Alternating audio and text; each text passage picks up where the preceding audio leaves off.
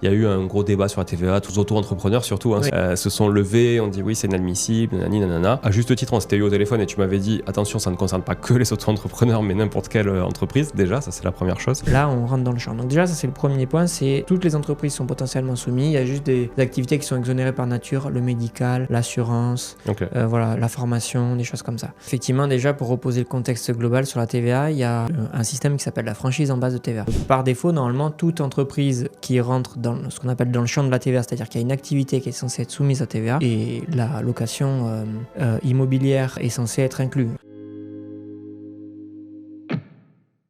Salut à tous, aujourd'hui on va parler de sujets un peu techniques mais aussi de sujets d'actualité. Alors la première chose c'est que ça va être découpé en 2 épisodes, donc désolé mais il va falloir être patient pour avoir le second. Le premier on va parler de TVA, notamment le seuil de TVA qui a été modifié par projet de loi finance 2025. Les conséquences aussi des différentes activités qui peuvent être liées au LMNP et qui vont avoir des impacts sur le fait d'être assujetti ou non à la TVA en fonction, on le verra, et Mathieu nous le dira aujourd'hui, finalement des services qui sont rendus en matière de LMNP, notamment en matière de meublé de tourisme, puisque en LMNP on dissocie toujours 2 choses, le meublé de tourisme et la location longue durée, et dans le meublé de tourisme on a du non classé et du classé. Tout ça, ça implique des seuils, du micro-BIC, du réel, etc. C'est pas vraiment le sujet de la première capsule ici. La première capsule, c'est vraiment sur la TVA. Donc aujourd'hui, j'accueille Mathieu Chauveau. Mathieu, il est déjà passé plusieurs fois sur le podcast. Tout le monde le connaît. C'est le CEO de Ça compte pour moi. Ça compte pour moi, c'est un cabinet d'expertise comptable digital, mais avec des vrais humains derrière, évidemment. Donc c'est pas un appareil, une IA qui vous... C'est très à la mode l'IA, donc c'est pas l'IA qui vous répond, mais c'est un vrai expert comptable derrière, ou des comptables aussi, qui vont évidemment s'occuper de vos dossiers. Ils font aussi du juridique et du social et tout ce dont a besoin une entreprise. Ça compte pour moi, on vous met le lien dessous sous la vidéo. C'est pas sponsorisé, c'est juste que Mathieu, voilà, je l'aime bien, j'aime bien sa boîte, j'aime bien ce qu'ils font, donc j'en parle, et puis il vient aussi nous délivrer, et vous délivrer surtout beaucoup de valeur, donc voilà, au bout d'un moment il faut parler de ce que fait Mathieu, et de ce que fait sa boîte. Maintenant, j'accueille Mathieu tout de suite, on va tourner un petit peu la caméra, et on va parler, première chose, de TVA. Salut Mathieu. Salut Julien, merci pour l'intro. Écoute, moi aussi je t'aime bien. J'étais un peu tout seul là. J'étais un peu tout seul face à la caméra. Le mec qui est pas à l'aise après 200 et quelques épisodes. Mais non, bon, merci d'être là. Comme je le disais en off, les épisodes avec toi font partie des meilleurs épisodes de 2024. Donc j'ai dit allez, 2025, on va recommencer. J'en suis ravi. On change pas une équipe qui gagne. Pourquoi ? Parce que Mathieu, tu es comme je l'ai dit CEO de Ça compte pour moi. Donc forcément, tu as déjà de nombreux collaborateurs qui sont forcément au goût du jour. Toi aussi, tu es très alerte et au goût du jour sur tout ce qui se passe en matière d'évolution fiscale. Donc ça c'est cool. Et aujourd'hui on va parler d'immobilier principalement et de LMNP versus SCI-LIS. On le verra dans la deuxième partie de l'épisode qui sortira donc la semaine prochaine. Aujourd'hui on va se focaliser sur ce qui venait un petit peu avec, à côté de ça, mais qui concerne un peu, mais pas tout le monde, la TVA. Il y a eu un gros débat sur la TVA, tous les auto-entrepreneurs surtout Oui. se sont levés, on dit oui c'est inadmissible, nanani nanana. À juste titre, on s'était eu au téléphone et tu m'avais dit attention, ça ne concerne pas que les auto-entrepreneurs, mais n'importe quelle entreprise. Déjà, ça c'est la première chose. Donc, est-ce que tu peux nous parler justement de la différence au niveau de la TVA entre 2024 et 2025 ? Oui. Effectivement, déjà pour reposer le contexte global sur la TVA, il y a un système qui s'appelle la franchise en base de TVA. Donc c'est-à-dire que par défaut, normalement, toute entreprise qui rentre dans ce qu'on appelle dans le champ de la TVA, c'est-à-dire qu'il y a une activité qui est censée être soumise à TVA, est censée être soumise à TVA. Et la location immobilière avec service, on appelle ça, est censée être inclus. Je dis avec service pour distinguer d'une location longue durée ou nue, où il n'y a pas de service, on met juste à disposition d'un logement. Dans ce cas-là, effectivement, c'est à usage d'habitation, c'est jamais soumis à TVA. Ouais. Mais quand ça s'apparente à ce qu'on appelle de la para-hôtellerie, donc on pourrait dire que ça s'apparente à de l'hôtellerie, là, on rentre dans le champ. Donc déjà, ça c'est le premier point, c'est toutes les entreprises sont potentiellement soumises. Il y a juste des activités qui sont exonérées par nature, le médical, l'assurance, voilà, la formation, des choses comme ça. Mais sinon, tout le monde est censé être soumis de base. Mais il y a une règle qui s'appelle la franchise en base qui permet qu'en dessous d'un certain seuil, on puisse être exempté et là, c'est tout le monde crie au scandale effectivement en voyant ça comme une charge, mais en fait, c'est pas un problème de charge, c'est parce que c'est le consommateur final qui paie cette TVA. C'est plus pour les exempter d'un point de vue administratif, pour alléger administrativement ceux qui font moins d'un certain chiffre d'affaires. Oui. C'était pas pour leur alléger les charges, parce que, encore une fois, la charge, c'est le consommateur final qui la supporte. Charge à l'entreprise de la répercuter, mais en tant que tel, normalement, c'est censé théoriquement être comme ça. Voilà, donc cette franchise, le seuil jusqu'à présent, il était donc de... alors, j'ai plus le seuil précis, mais 30, si j'arrondis, 35 000, je crois que c'était 34 000 et quelques en 2024 pour les prestations de services. Et on était sur 90 000 à peu près sur les... commerce, c'est ça sur les activités commerçantes. Ce seuil-là, en fait, du coup, il va passer à 1er juin 2025. Ah, c'est 1er juin. Okay. 1er juin. Sauf retournement de situation, ça c'est ce qu'a dit le gouvernement pour calmer tout le monde. Mais pour l'instant, les retournements de situation, ça fait un peu plus d'un mois qu'ils l'ont annoncé et on ne le voit pas arriver. Mais bon. Du coup, au 1er juin, il devrait passer à 25 000 euros pour tout le monde. Ok. Donc, ça fait... pour les prestats, ça enlève quand même 10 000 euros, mais pour les ventes, c'est quand même colossal. Et donc, ça, c'est déjà un premier point. Effectivement, ce seuil qui devrait descendre à 25 000. Et donc, toutes les activités censées être soumises qui feront plus de 25 000 euros de chiffre d'affaires seront censées être soumises à TVA. Alors, j'ai une question là-dessus. Je fais 26 000 euros de chiffre d'affaires. Ouais. Je paye la TVA sur mes 26 000 ou sur les 1000 entre 25 et 26 ? C'est sur les 1000 entre 25 et 26, effectivement. Parce qu'en c'est fait, comme la tranche marginale. C'est ça, en fait, tu es soumis à TVA à partir au premier... Alors, c'est un peu piège, au premier jour du mois du dépassement. Ok. Donc, c'est-à-dire que ça peut être rétroactif. En gros, imaginons que tu arrives à fin octobre, tu avais fait 24 500. Donc, tu continues à facturer sans TVA. Sauf qu'en fait, tu dépasses ton 25 000 au 20 novembre. Ouais. Tu es rétroactif au 1er novembre, en fait, pour être soumis à TVA. Et si c'est à cheval sur une même facture, je fais une quote-part ? Là, je pense que c'est toléré de pouvoir faire... ouais. Okay. En fait, mais ce qu'il faut anticiper, c'est notamment pour les devis. Je pense, tous ceux qui font les devis, à anticiper le passage en fait, à la TVA. Donc, dès qu'on s'en approche, en gros, faut pas... Enfin, voilà, faut pas besoin de jouer. On anticipe, on dit, OK, je suis pas loin. Je sais que le mois prochain, je vais dépasser. À partir de maintenant, je le mets sur mes devis. De toute façon, la franchise, elle n'a clairement aucun intérêt quand on fait du B2B. Parce que, en fait, en tout cas, un B2B qui va récupérer la TVA. Bah oui. Puisque, en fait, je mets de la TVA, mais mon client est raisonnable hors taxe parce que lui va la récupérer. Donc, inutile de se mettre en franchise, parce que c'est une option, la franchise. Hein. Ouais. Si on fait rien, on est soumis. C'est une option. Dès le premier euro, tu es soumis. Okay. Par défaut, tu n'es pas en franchise. Donc, fais attention. Du coup, si tu n'as aucun intérêt à opter pour la franchise en B2B, mais effectivement, en B2C, ça peut permettre soit de marger de 20% de plus si ton taux de TVA, c'est 20%, soit de diminuer tes prix de 20% et pour être plus compétitif. Okay. Voilà. Si tu as des clients récurrents, je conseille plutôt de marger, de se dire je vais quand même marger jusqu'à ce que j'atteigne mon seuil plus, et comme ça au moins le jour où je change mes clients, le prix ne change pas pour eux. C'est juste que moi j'aurai plus une marge artificielle que j'aurais eu pour l'instant là, qui était un bonus. Voilà. Mais bon, à 25 000 ça va aller très très vite quoi.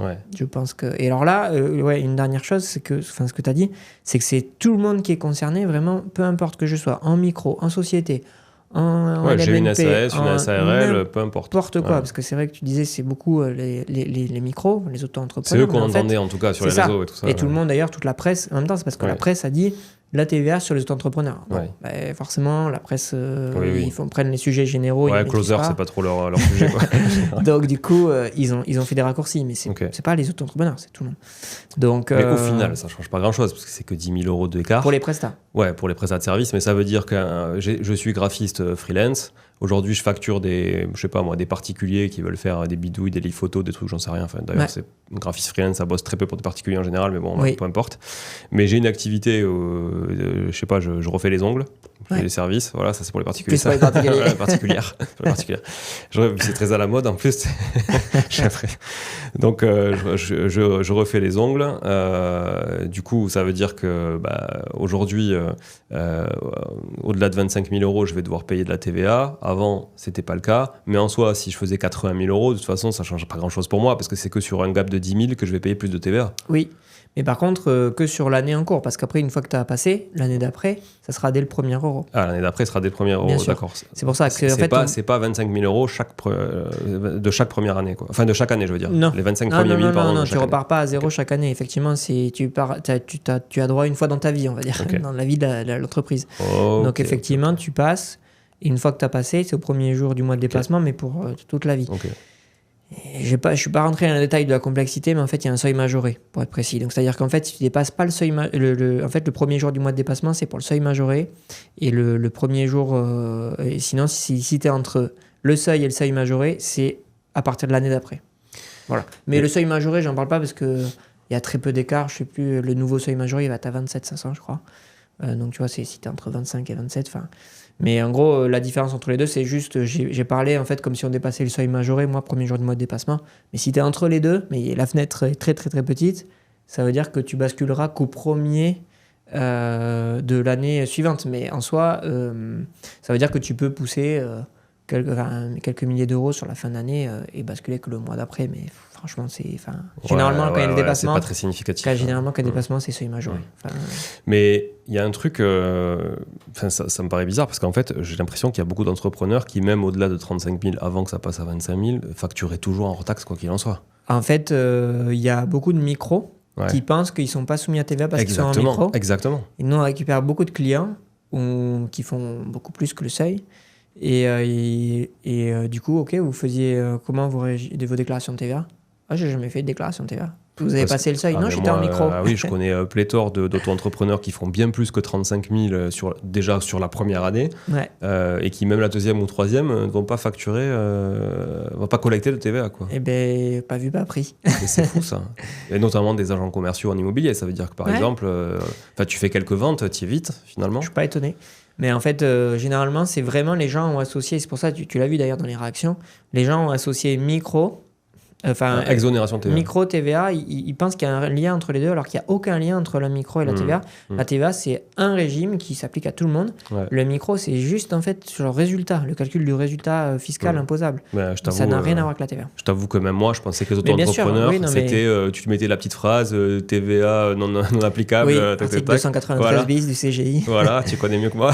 Et ça, c'est l'article sur la franchise en base. Voilà, ouais, mais du coup, même les mecs qui font 100, 200 par an, enfin peut-être pas 200, mais en tout cas... Là, je leur souhaite pas d'avoir un rattrapage. Mais non, mais c'est dingue. Ça va très vite. Hein. Et en plus, tu l'as pas facturé à tes clients, donc c'est clairement une charge pour toi. Mais là, je crois qu'on est vraiment en train d'apprendre pas mal de choses à des gens qui nous regardent et qui se disent oh putain, il faut que je fasse mes calculs là parce que si je me fais retoquer, ça va faire mal. Et ça, normalement, dans 2 ans, ça sera clairement de toute façon plus possible avec la facture électronique, puisque le but de la facture électronique, c'est de récupérer de la TVA avant tout. Et donc la facture électronique, je fais une micro-parenthèse là-dessus, c'est intéressant aussi, c'est que du coup, en 2026, septembre 2026, normalement le calendrier pour l'instant, c'est pour ça que je dis, dans 2 ans, 1 an et demi, toutes les entreprises devront émettre des factures au format électronique et être en mesure de recevoir des factures au format électronique via une plateforme qu'on appelle PDP, qui sont développées par des logiciels, des entreprises privées. Et donc, le but de ça, c'est que ces factures électroniques, elles passent uniquement par ce réseau-là, sur lequel l'administration fiscale aura un regard et pourra voir en direct, du coup, combien tu as eu de factures, combien tu as collecté de TVA sur tes déclarations, est-ce que c'est cohérent ou pas, si c'est pas cohérent, contrôle. Et avec des paramétrages identiques dans tous les logiciels, parce que si tu le paramètres pas, au final... Si, obligatoirement. En fait, il y a 80... Alors, ils ont ouvert les vannes. Il y a 84 PDP agréés, mais après, il y a des PDP. Donc, les PDP, c'est les plateformes qui vont proposer ça, mais souvent, c'est des logiciels de facturation. Par exemple, dans les logiciels connus, Conto, par exemple, propose une PDP, Pennylane propose une PDP. Mais tout ce qui est outils de facturation généralement. Et puis, ils sont agréés par l'État. C'est-à-dire qu'ils remplissent un cahier des charges. Donc, ça veut dire qu'ils ont quand même des comptes à rendre, ils ne peuvent pas faire n'importe quoi. Et tout le monde sera obligé d'avoir une PDP parce que, de toute façon, comme c'est pour émettre et recevoir, quoi qu'il arrive, tu ne pourras pas exister si tu l'as pas. Tu as dit que c'était quelle année ? 2026. Alors, pour l'instant, ils ont émis l'idée de pouvoir encore le décaler. Parce qu'ils n'arrêtent pas de le décaler. Mais bon, j'espérais que ça passera pas parce que en tout cas, nous, on a envie que ça avance parce que nous, ça va nous faire gagner beaucoup de temps. Ça forcera un peu les clients à être rigoureux aussi parce qu'en fait, ils n'auront pas le choix d'avoir des factures électroniques et plus de factures sur Excel et sur papier et tout ça. Ça fait écho, j'en avais parlé sur LinkedIn récemment, ça fait écho à une agence immobilière archaïque avec qui j'ai dû travailler sur Toulouse pour juste louer un parking et qui m'a fait un scandale et une leçon de morale parce que je n'avais pas de cachet d'entreprise. Ah, le cachet, oui, c'est insupportable. Mais tu vois, et quand j'ai voulu envoyer un mail, elle m'a dit « Ouh là là, non, surtout pas, vous m'amènerez l'attestation d'assurance, vous viendrez récupérer le badge. » Non mais Sérieux. Et évidemment, des papiers partout. Le cachet, alors que c'est Bref. pas du tout obligatoire en Mais plus. absolument pas. Du coup, attends, j'ai Y a aucun fait fondement ma légal. recherche quand même parce Non. que, tu sais, il y a que les cons qui doutent de rien. Donc, du coup, je me suis dit, attends, putain, moi, j'étais persuadé de ça, mais quand même. Alors, j'ai fait des recherches, évidemment que non, c'est pas obligatoire. Ça m'est déjà arrivé aussi de devoir Ouais. le sortir. Le- On m'a demandé le cachet, ouais. j'ai envoyé l'article. Ben ouais, c'est fou. Et- Mais là, pareil, je viens de signer une convention de stage pour un stagiaire qu'on va prendre dans un lycée. Il s'est marqué, en gros, un cachet de l'entreprise obligatoire. Mais moi, j'ai mis, je n'ai pas de cachet, je n'en aurai jamais. Voilà. Donc, si vous voulez qu'on prenne le stagiaire ou pas, en fait. Parce que c'est ça qui compte surtout.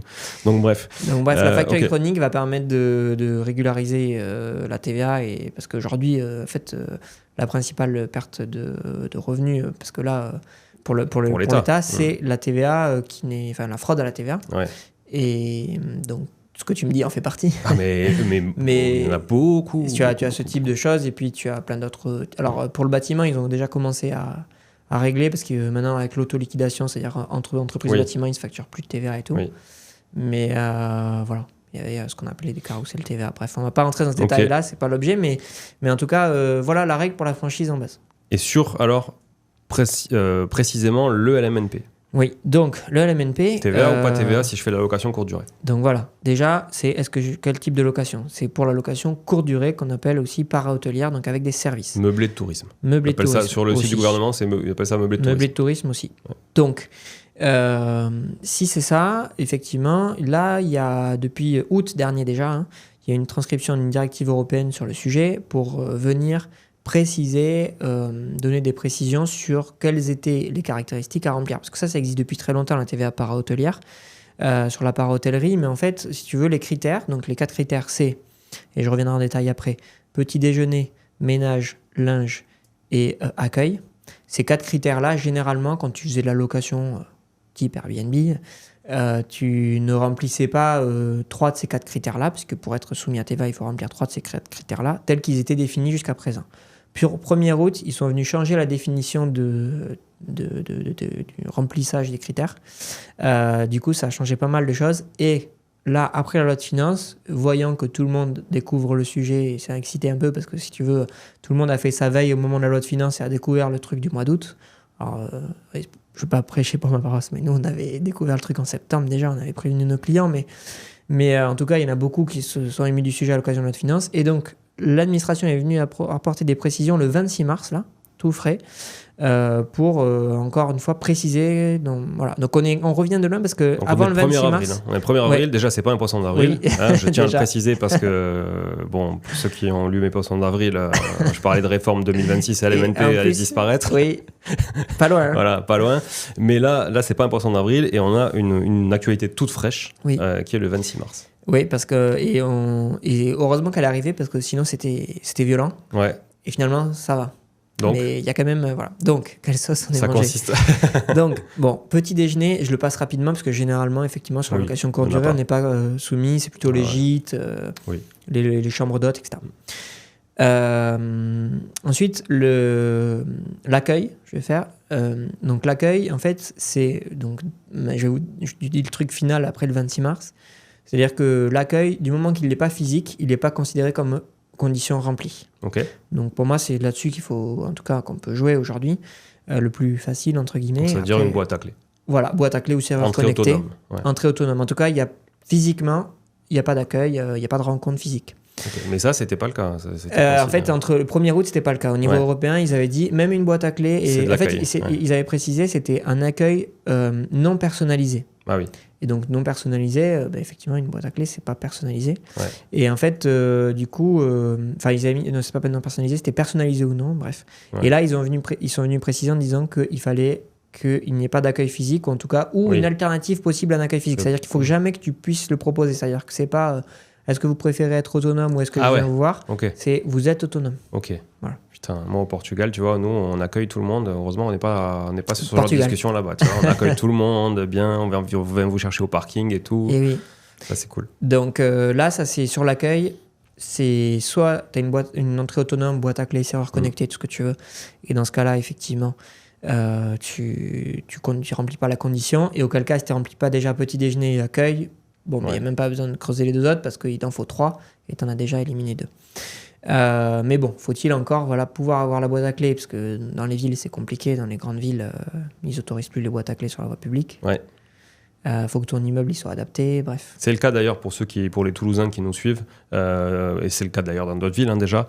Mais ça y est, Toulouse depuis à peu près 2 mois fait la chasse à la boîte à clés. Moi j'ai eu le cas, j'ai eu un petit sticker sur ma boîte à clés. Voilà, la mairie vous informe que dans 15 jours, si la boîte à clés n'est pas enlevée, elle va disparaître puisqu'ils vont lui mettre un coup de tenaille et ta clé va partir avec. Ouais. Donc voilà, attention à vos boîtes à clés sauvages, en tout cas pour ceux qui ont l'habitude d'en mettre un peu partout sur les grilles de défense et compagnie, quoi. Ouais, donc il faudra trouver effectivement des alternatives à ça. Et voilà, ça dépend de ton immeuble, de ton syndic. Mais ouais, parce que je sais pas en fait si. Je pense que c'est que sur le mobilier urbain, donc c'est-à-dire à partir du moment où c'est vraiment dans la rue, etc. Si c'est sur l'immeuble lui-même, par exemple, ouais, tu vois, ou vissé sur il faut que le syndic à côté de la soit porte, voilà, il faut une autorisation évidemment du syndic. Je vous invite à la demander évidemment. Et puis même si vous devez vendre votre logement, franchement, ça m'est déjà arrivé de vendre un bien en location de courte durée avec toutes les autorisations de la copro et tout, les notaires en face, ils ont rien à dire en fait, parce que tout est carré, il n'y a pas de doute. Donc voilà, le deuxième critère, c'est l'accueil. Ensuite, le ménage et le linge. Donc, ils vont ensemble parce qu'en fait, c'est la fourniture de ces services-là en gros, jusqu'à présent, c'était régulier. Ouais. Ils appelaient ça. C'est-à-dire en fait, comme à l'hôtel, quoi. Ouais, c'est ça. Chaque jour, on te refait ta chambre. C'est ça.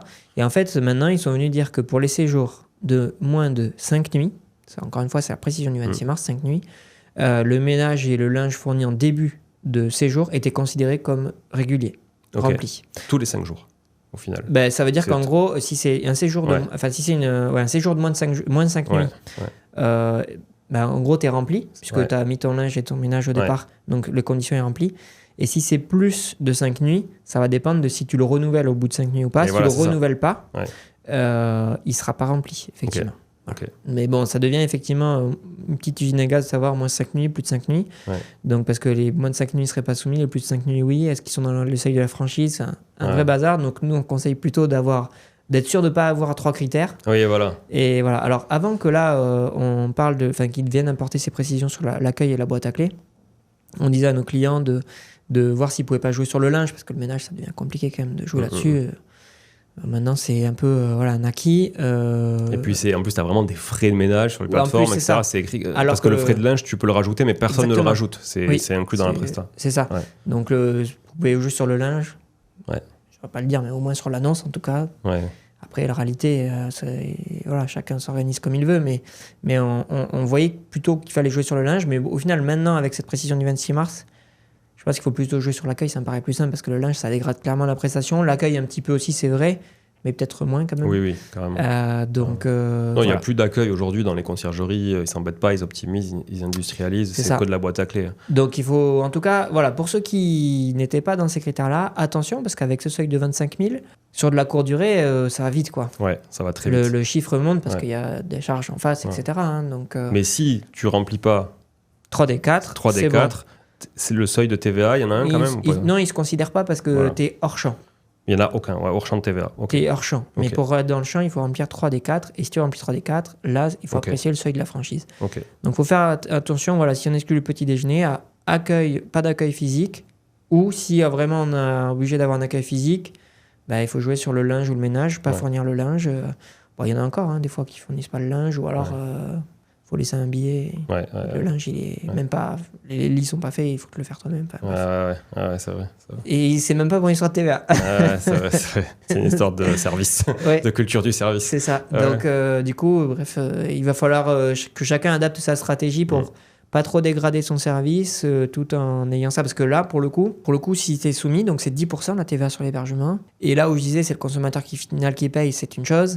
Mais parce que pourquoi ils font ça? Tout simplement, c'est parce que c'est par rapport à la concurrence avec les hôtels.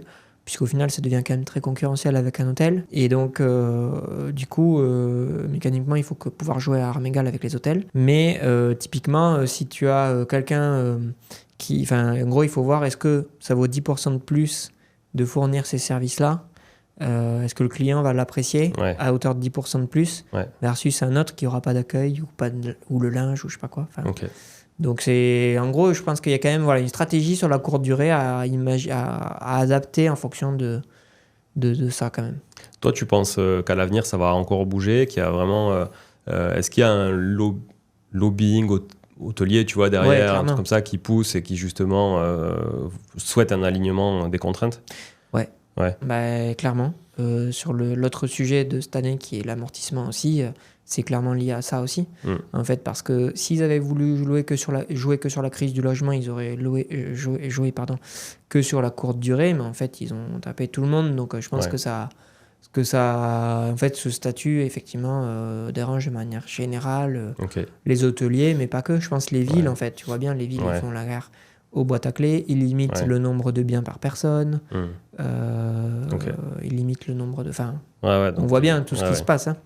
Airbnb qui maintenant collecte aussi les revenus pour tout le monde. Après, on le voit aussi au niveau des investisseurs, nous qu'on côtoie. Hein. On en a tous les jours au téléphone.